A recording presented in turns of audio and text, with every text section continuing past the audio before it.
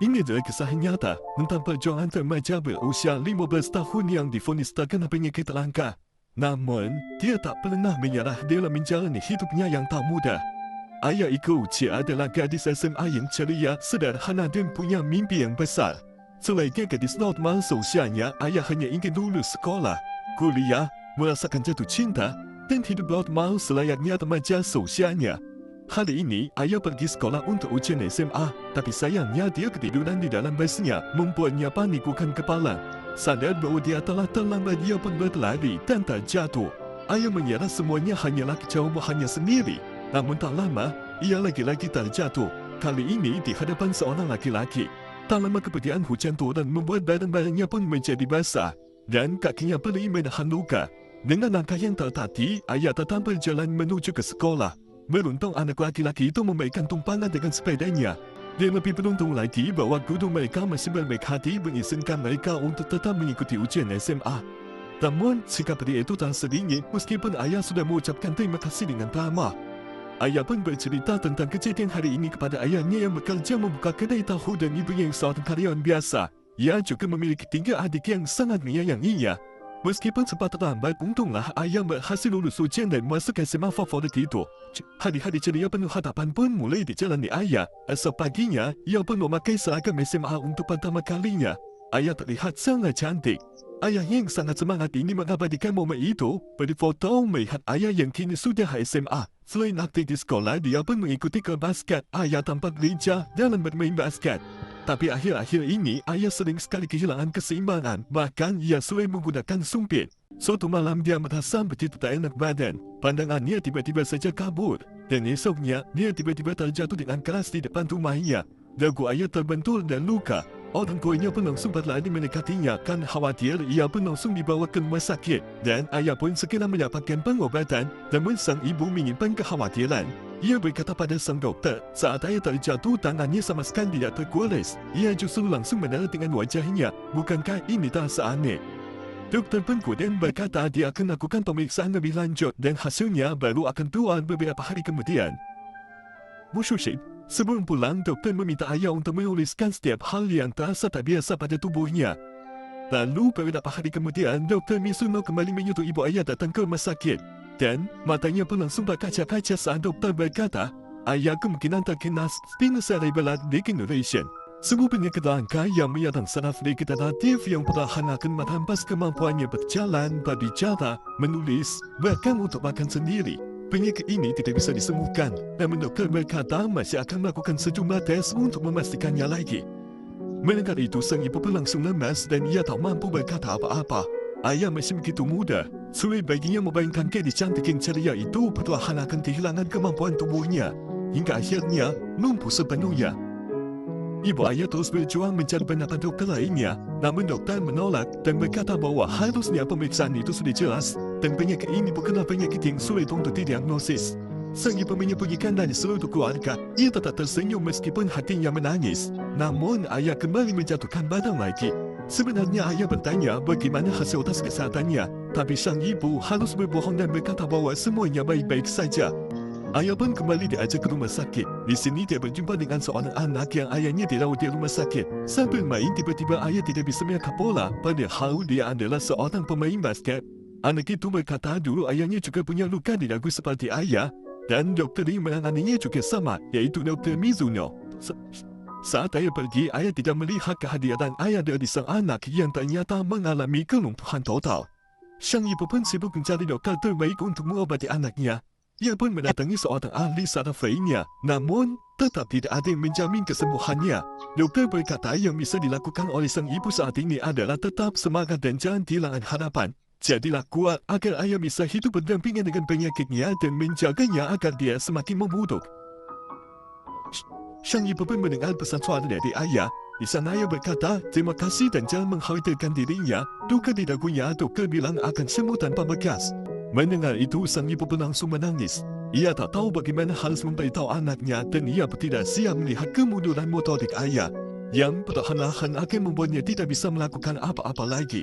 Dengan berat hati, sang ibu akhirnya memberitahu sang ayah tentang penyakit spinocerebellar degeneration yang diderita ayah. yang perlahan membuat ayah harus menggunakan kursi roda. Bahkan nanti mungkin ayah hanya bisa berbaring di tempat tidur saja. Ia tak bisa lagi menulis bahkan berbicara, apalagi bermain basket seperti kegemarannya. Mendengar itu, hati ayah mana yang tak hancur. Dan di hari ini, ayah ada pertandingan basket. Dia tampil sangat hebat. Ia mencatat poin yang banyak, berlari ke sana kemari dengan semangat. Ayah dan ibunya sampai terharu melihat anaknya yang masih bisa berlari. Namun tiba-tiba, ayah jatuh lagi. Ayah selalu saja terjatuh. Lalu tiba-tiba beberapa detik kemudian, ia merasa tubuhnya tak bisa bergerak sama sekali. Meski hanya sesaat, ayah merasa ini adalah sesuatu yang aneh. Apa itu tadi? Selainnya gadis seusianya, ayah pun mulai merasakan jatuh cinta dengan seorang laki-laki teman sekelasnya. Namun, apa yang terjadi jika ayah tahu bahawa dia akan segera menjadi lumpuh sepenuhnya? Penyakit itu membuatnya akan kehilangan kemampuan untuk mengendalikan tubuh. Hingga nanti, dia akan lumpuh sepenuhnya. Lalu bagaimanakah ayah menatap masa depannya? Masih adakah masa depan cerah untuk ayah? Atau ini adalah akhir dari segalanya? Ayah masih tak tahu jika dia menderita penyakit spinocerebellar degeneration. Ibunya masih menutupi hal itu. Lalu ia pun hari ini pergi berkencan dengan kakak tingkatnya, selayaknya gadis remaja seusianya. Tapi lagi-lagi ayah terjatuh kerana tak bisa menghindar. Ayah merasa tubuhnya bukan lagi miliknya, seolah ia tidak bisa memerintahkan tubuhnya untuk bergerak. Ayah yang tak tahu penyakitnya ini akhirnya mendatangi anak yang waktu itu dia jumpa di rumah sakit, yang pernah berkata bahawa penyakit ayahnya juga sama, diawali dengan jatuh dan dagunya tak terluka.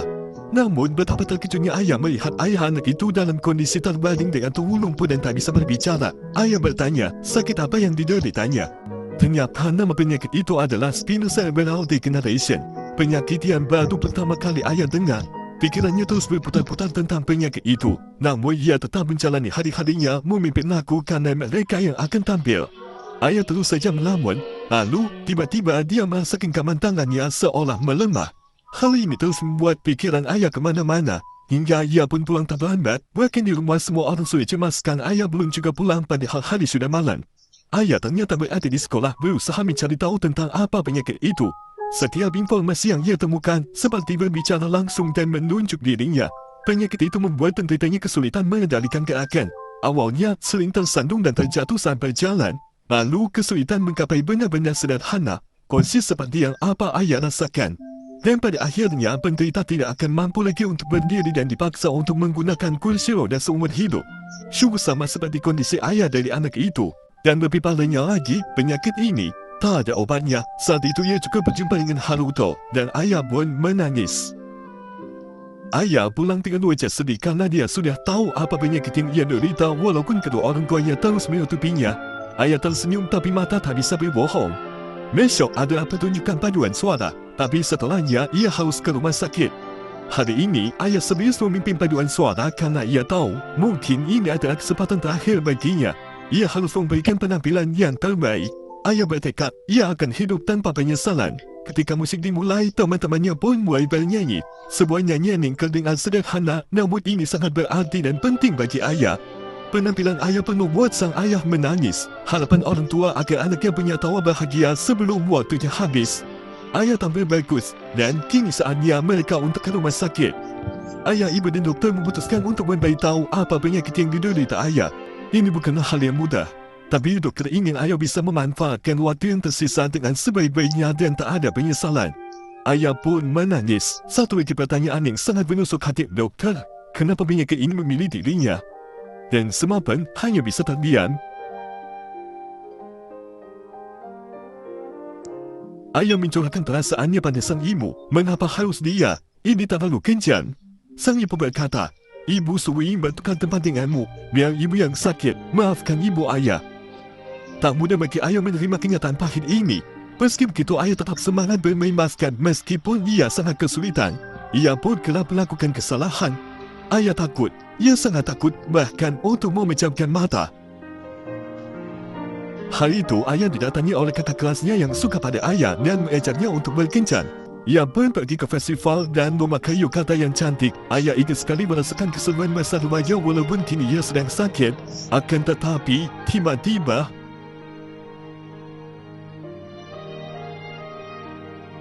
ayah oleng. Kakinya tidak bisa menopangnya dan ia jatuh tepat di kepalanya. Ayah pun langsung dilarikan ke rumah sakit. Kondisi ayah makin hari makin parah. Dia harus melakukan fisioterapi mengatakan gerakan muda yang kini terasa amat sulit baginya. Kawamoto datang dan bingung melihat ayah. Tapi ayah senang. Luka juga senang karena ayah ada teman berkencan. Jadi doktor berkata bahawa ayah boleh keluar dari rumah sakit sebentar untuk berkencan dengan Kawamoto. Dan tiba di harinya, ayah sudah berdandan dengan cantik dan pergi dengan bus. Ia berjanji bertemu dengan Kawamoto di taman. Tapi ternyata Kawamoto membatalkan secara tiba-tiba. Dan saat Haruto meninggalnya, ia langsung menyusul ayah yang sudah menunggu berjam-jam di tengah hujan deras. Namun seniornya itu tak kunjung juga datang. Utulah ada Haruto yang memberitahu agar jangan lagi menunggu Kawamoto. Lalu, akankah ayah mempunyai kisah cinta yang bergelora seperti remaja seusianya? Dan bisakah Haruto menerima dan mendampingi ayah yang menderita penyakit langka?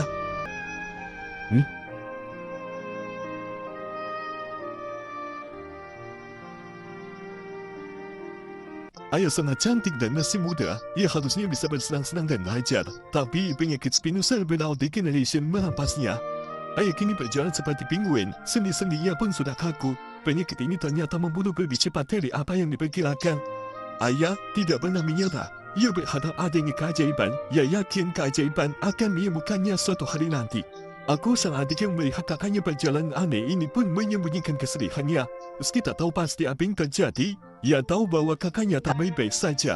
Dengan sadar, ia pun bertukar tempat tidur. Ia mengalah dan tidur di atas sementara ayah tidur di bawah. Semua kelas yang tahu ayah sakit juga meminta kepada semua murid untuk menjaga ayah, baik di dalam maupun di luar kelas. Dan tak ada yang keberatan, membuat ayah menjadi tak enak hati. Baginya, lebih menyakitkan ketika harus merepotkan orang lain. Setiap di luar kelas selalu ada dua teman yang selalu menjaganya, bahkan sampai membuat orang lain terlambat. Pandai di suatu hari karena terlambat, mereka pun dimarahi oleh guru baru. Ayah terus berlatih sendiri di rumah sebisa mungkin. Dia harus bisa mandiri. Dia merasa tak enak jika terlalu menyusahkan orang-orang di sekitarnya. Dia tahu dia semakin buruk, bahkan untuk menulis saja kini dia sudah mulai kesulitan. Sedikit lagi pria yang dulu mendekatinya kini menghindarinya seolah malu padanya. Tak apa, ayah sudah mulai terbiasa. Wajah mata yang menatapnya aneh, penasaran, jijik bahkan kasihan. Itu ayah sudah bisa menerimanya. Saat jam pelajaran sekolah, ayah tidak ikut dan hanya menatapnya di kelas. Tiba-tiba saja ayah pingsan. Untung ada Haruto di sana. Yang sungguh menyedihkan, ayah pingsan karena dehidrasi. Ternyata ayah tidak minum karena dia tidak mau sering ke toilet untuk buang air karena pasti akan merepotkan orang lain. Sedihnya lagi, Shiroki adiknya ternyata malu pada ayah karena menjadi ejekan teman-temannya, membuat aku memarahi sang adik. Lihat, kaya menjahitkan baju ini untukmu. Hal yang sulit sekali dilakukan oleh orang dengan penyakit seperti itu. Hiroki pun menangis mengingatnya dan menyesali apa yang dia lakukan. Dan meminta maaf. Sayangnya semua itu ternyata didengar oleh ayah yang sedari tadi sudah berdiri di depan pintu. Dia pun merasa kecil hati. Ia berjalan keluar dengan langkahnya yang sulit. Sungguh penyakit ini bukan hanya menyulitkan dirinya saja, tapi semua orang yang dia cintai. Itu yang paling menyakitkan bagi ayah. Tak butuh waktu lama, ayah kini pun sudah harus menggunakan kursi roda. Tapi senyumnya tak pernah hilang sama sekali di hadapan keluarganya. Ayah yang ceria pasti penyakit itu dengan kejam mendarahnya. Setiap hari teman-temannya selalu menjaganya. Teman-temannya inilah yang membuat ayah kuat karena mereka tidak meninggalkan ayah. Tapi ternyata pihak sekolah meminta ayah untuk pindah ke sekolah khusus disabilitas. Karena sekolah ini tidak dilengkapi fasilitas yang membantu anak dengan kebutuhan khusus. Ayah menolak menyerah demi pendidikannya. Pertengkaran pun terjadi dengan orang tuanya. Ia memohon kepada orang tuanya untuk tidak dipindahkan. Akan tetapi ternyata para orang tua murid yang lain berkata bahawa kehadiran ayah buat hambatan untuk anak-anaknya belajar. Meski ingin tetap bersekolah di sana, ayah sadar ia tak boleh egois. Ia tak ingin menjadi beban bagi teman-temannya. Suatu hari, ayah terjatuh dari tangga, bahkan membuat temannya ikut jatuh. Tatapan orang-orang membuatnya sangat malu saat itu. Sejak itu, beberapa murid mulai merasa keberatan. Mereka menyebut ayah sebagai penghalang belajar dan tanpa sengaja, ayah mendengar itu semua. Kami kasihan, tapi sebentar lagi kita akan ujian, kami tidak bisa menunggunya. Ada pula yang membiarlah, ada pula yang mengaku lelah membantunya. Di situlah ayah sadar bahawa kini posisinya sudah berbeda. Haruto marah menyebut mereka semua munafik. Kenapa tak katakan saja di depan ayah langsung? Dan ternyata Haruto sadar bahawa ayah ada di sana. Ayah tersenyum meminta maaf lalu mengambil bukunya yang tertinggal. Haruto pun langsung mengejarnya karena ia tahu ayah benar-benar terluka mendengar ucapan teman-temannya. Haruto yang selalu ada untuk ayah merasa sedih. Ayah tersenyum dan berkata selamat tinggal semuanya. Akankah ayah mampu mengejar cita-citanya meskipun kini dia adalah gadis disabilitas? Kata ayah. Dosa. Tashiya. Setelah sebelumnya, dia sudah berpamitan dengan teman-teman di kelasnya karena dia akan pindah. Ia meminta maaf dan berterima kasih atas semua bantuan teman-temannya selama ini. Dengan senyum yang berurai air mata, Ayah pamit dari orang-orang yang dia sayangi. Dia berkata bahawa jangan khawatir, dia akan tetap optimis. Selamat tinggal sekolah, selamat tinggal Mari, selamat tinggal Haruto dan selamat tinggal semuanya. Semua teman-temannya pun berlarian menyusul Ayah. Setidaknya mereka juga bisa berpamitan dan memberikan persembahan terakhir. Dengan suara yang bergetar, teman-temannya pun mulai bernyanyi untuk mengantar kepergian Ayah ke sekolahnya yang baru. Mengapa ini terasa begitu menyesalkan? Oh, ya, ini adalah babak baru dalam hidup Ayah. Dan ini adalah babak baru untuk hidup Ayah. Hari pertama Ayah bersekolah untuk penyandang disabilitas. Ia memiliki teman sekelas baru, namun ia merasakan kondisi tubuhnya terus saja memburuk. Demi untuk tetap bisa berjalan, Ayah bersikeras tidak tergantung pada kursi roda. Ia naik tangga sendirian, tetapi ia ditegur oleh sang guru karena terlambat. Hal ini dianggap bisa mempengaruhi orang lain. Namun tetap Ayah tidak akan pernah menyerah. Doktor berkata penurunan fungsi otak Ayah semakin drastis. Meski bisa sekolah, Haruto pun ternyata masih sering menemui Ayah, mengajaknya berjalan melihat ikan-ikan cantik. Haruto senang melihat senyum di wajah Ayah. Tapi sayangnya, hari ini ia merasa kesulitan untuk berbicara. Di kondisi kritisnya, penjagaan harus semakin ketat. Ayah tidak boleh demam. Demam sedikit saja bisa berubah menjadi pneumonia parah dan bisa merenggut nyawanya. Hambatan terus datang dan bertambah parah. Suatu hari, Haruto akhirnya mengungkapkan perasaannya pada Ayah bahawa dia tidak peduli apa yang terjadi di masa depan. Ia ingin terus berada di samping Ayah dan melindunginya, membuat Ayah tersenyum. Ayah tak percaya bisa menemukan cinta di saat kondisinya yang menyedihkan dan memberikan semangat hidup untuk Ayah. Hari-hari berikutnya, Ayah semakin kehilangan kemampuan untuk berbicara. Ayah terus semakin mengeja. Ayah bahkan tidak boleh jatuh sebab itu bisa sangat berbahaya. Kini, Ayah sudah lulus SMA. Ia bertahan dengan penyakitnya untuk 2 tahun ini. Setiap saat ia berfikir bagaimana caranya agar bisa tetap hidup. Latihan berjalan, latihan berbicara selalu ia lakukan secara disiplin. Semangatnya menginspirasi orang-orang di sekitarnya untuk terus berjuang dalam hidup. Ayah memutuskan untuk tinggal di rumah sakit. Ia tidak ingin menyerah dan ingin sembuh. Saat sendiri, Ayah terus mencoba untuk mandiri. Ia turun dari tempat tidurnya mencoba berjalan, namun ia terjatuh dan tak bisa bangkit. Ayah malu dan meminta Haruto untuk jangan mendekat. Ternyata, Ayah mengompol. Ia sangat sedih. Ini sangat memalukan untuk Ayah. Ayah menangis, rasanya ia ingin menyerah saja, tapi ibu selalu ada untuk menyemangatinya. Sang ibu pun kini tidak bisa lagi membendung tangisnya. Ternyata kenyataan lebih kejam dari yang dia bayangkan. Malam ini, Ayah kehilangan kemampuan untuk menutup mata. Ia tidak usah tidur lagi. Ia menghubungi ibunya, tapi ia juga kesulitan untuk menekan angka dengan jari jarinya. Ayah menangis sejadi-jadinya. Untunglah saat itu ibunya pun datang. Ayah berkata pada ibu dia tidak bisa memejamkan mata. Bahkan dia tidak bisa menelpon ibu. Ibu, tolong aku. Ayah menangis dan berkata, aku tidak bisa berbuat apa-apa sekarang. Saat itu, sang ibu mengeluarkan buku harian Ayah dan di dalamnya tertulis perjuangan hari demi hari Ayah agar ia tidak menyerah. Hal-hal kecil tentang melawan penyakit. Buku harian yang ditulis dengan hidupnya adalah sesuatu yang tidak mampu dilakukan oleh orang sehat sekalipun. Dari sanalah Ayah menemukan arti hidup. Buku harian itu menjadi pendorong baginya untuk terus bertahan. Hingga di suatu hari, Ayah tak mampu lagi. Lantas, masihkah ada harapan untuk Ayah mewarnai hidupnya? Dia hanya ingin masih bisa melihat matahari di setiap paginya. Ayah tiba-tiba terjekik. Sesuatu membuatnya tak bisa bernafas. Ayah tidak bisa makan sembarangan. Itu akan menghambat jalan nafasnya dan bisa sangat berbahaya mengancam jiwanya. Ini semua terjadi setelah dia pergi ke pesta pernikahan gurunya. Saat itu, Ayah juga mendapatkan bunga dari sang pengantin yang dipercaya berarti Ayah tak lama lagi akan menikah. Tapi jangankan bermimpi untuk menikah. Untuk bangun di setiap pagi saja, Ayah sudah sangat bersyukur. Akan tetapi, mungkin makanan di pesta itu membuatnya tersedak. Beruntung nyawanya kini bisa diselamatkan. Sementara Haruto membaca surat Ayah yang ia berikan. Ia meminta Haruto untuk mencari orang lain saja dan meninggalkannya. Ayah meminta berpisah sebab Ayah tidak mau membebani hidup Haruto yang masih punya masa depan yang cerah. Sementara, dia harus bergelut dengan penyakitnya. Ini terasa menyakitkan, tapi inilah kenyataan. Lebih menyakitkan lagi jika dia menghambat masa depan orang yang dia cintai. Membaca itu pun Haruto pun menangis. Ayah bertanya pada dokter apakah dia bisa menikah.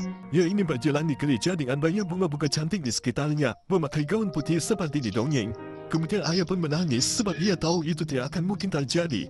Setiap dia mengingat masa lalu saat dia masih sehat dan bisa berjalan, membuatnya tidak bisa berhenti menangis. Ayah mulai putus asa. Tahun pun berganti sejak dia putus dari Haruto. Ayah selalu merawat tanaman yang diberikan oleh kekasihnya. Hari ini ayah mencoba berdiri di kakinya, tapi kakinya sudah terlalu lemah.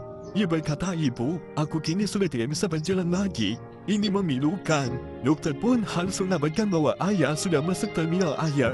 Keluarganya harus siap siaga. Ayah takut dia terus menulis. Dia takut tidak ada waktu untuk menceritakan apa yang dia rasakan hari demi hari. Saat makan saja, ia sudah mulai sering tersengat. Itu membuat keluarganya panik. Ia tak bisa bernafas. Ayah benar-benar dalam kondisi gawat. Semua orang kini berkumpul. Ayah fikir keluarganya berjaga untuk berpamitan. Haruto juga selalu mengawasi ayah tanpa terlihat oleh ayah, dan akhirnya Haruto pun kembali. Dia terlalu sulit untuk melupakan sosok cantik penuh senyum dan semangat hidup ini. Sementara itu, doktor berkata bahawa ayah tidak akan pernah sembuh. Ayah akan segera pergi. Hal yang terbaik adalah mengikuti keinginannya untuk membawa ayah pulang ke rumah. Berikan waktu-waktu terbaik untuknya. Sungguh tak ada yang siap dengan sebuah perpisahan. Tapi inilah kenyataan. Mereka merayakan Natal lebih awal untuk ayah. Kali ini mereka berfoto lagi persis seperti saat ayah baru masuk SMA. Tapi kini kondisinya sudah berbeda. Ayah berterima kasih kepada semuanya. Ayah merasa sangat senang. Ia masih bisa hidup sampai sekarang dan punya keluarga yang menyayanginya. Ayah pun terus menulis meski itu sangat sulit. Tak lama kemudian Haruto datang untuk membawa bunga. Ayah meminta Haruto untuk membaca buku harian yang selama ini sudah dia tulis. Haruto pun membaca buku harian saat-saat awal ia mulai terkena penyakit ini. Membawa ayah kembali ke masa itu saat dia pernah menulis kenapa dia yang dipilih oleh penyakit ini. Tapi kini ayah sudah bisa menerima kenyataan hidupnya. Cerita hidup yang harus dilewati dan ia syukuri. Di buku itu pun tertulis, "Ibu, bisakah aku menikah?" Membaca itu Haruto pun menangis. Ayah benar-benar sudah sangat berjuang keras. Ayah menjawab tentu saja dan ia berkata, "Mohon untuk hidup. Hidup untuk selamanya." Haruto mengerti dan di lembar terakhir buku itu tertulis, "Terima kasih." Dan tak lama kemudian ayah pun tertidur dalam senyumannya. Tampak air matanya mengalir. Ia memimpikan saat dia bisa berlari dan bermain basket dengan lincah. Namun, tiba-tiba kondisi ayah kritis. Lalu, kini ayah sudah tidak sakit lagi. Ayah kini sudah pergi, meninggalkan cerita perjuangan bertahun-tahun bertahan dengan penyakit mematikan yang tak ampun menyerangnya. Ayah kini hidup di hati orang-orang yang menyayanginya. Akan tetapi semua tak sia-sia. Kisahnya menjadi semangat bagi mereka yang terkena penyakit yang sama agar dia berhenti berjuang. Dan mereka tidak sendirian. Ayah juga mengajarkan makna bersyukur. Betapa beruntungnya kita yang masih bisa hidup normal, berjalan, berlari dan tertawa juga berkumpul dengan orang-orang sekitar. Dan harus memadai hidup ke depan dengan penuh keoptimisan. Dan cerita pun tamat. Jangan lupa untuk follow, like dan komen untuk update alur cerita filem terbaik lainnya. Terima kasih sudah menonton.